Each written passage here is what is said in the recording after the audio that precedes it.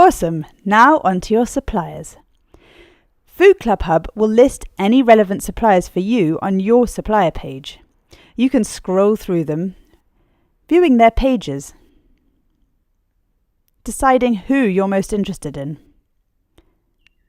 We really recommend starting small with between 5 and 15 suppliers initially.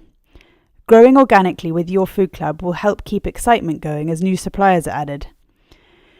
It also gives you a little time to get enough members to reach all the minimum spend thresholds that you'll see here. You'll need to contact each new supplier directly and discuss your first club's dates, their delivery days, and how much notice they will need for an order from you. This extremely helpful Connect With button right next to each of our suppliers on your supplier page. When you click on this, the system will pull up an email from you to that supplier with some suggested wording for your first communication. You can, of course, edit this how you see fit. The email covers whether they can supply you and on what terms. This button can also be used for ad hoc communication with that supplier. It will send an email to the supplier and a copy to you. This allows you to follow up with them. Farmers are not at their desks all the time and can be slow at responding to admin, so it can be necessary to send an email in follow-up. This setup phase is top-heavy, since once you've established your relationship, you only need to check by email once a month with each supplier to see if they're okay to deliver on your market day. The prices here are all kept up to date by the Food Club Hub. Take some time to understand whether you need to add a logistics markup.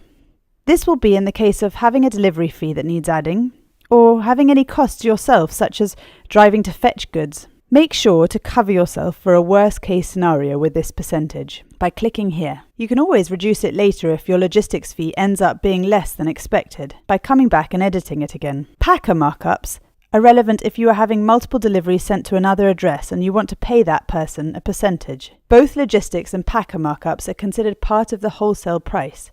So your markup, which is listed here, will be added on top of these.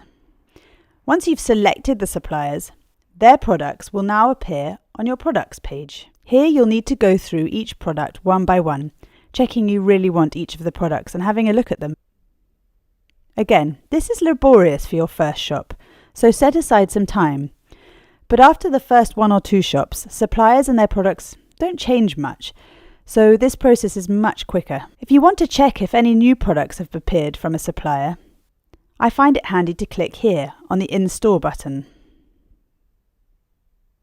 This will show you products from your suppliers that aren't in your shop. You can amend a markup per product here. Once you've selected your products, you can click on a heart button here. Hearted products will appear on your New and Noteworthy section, which is the front page of your shop.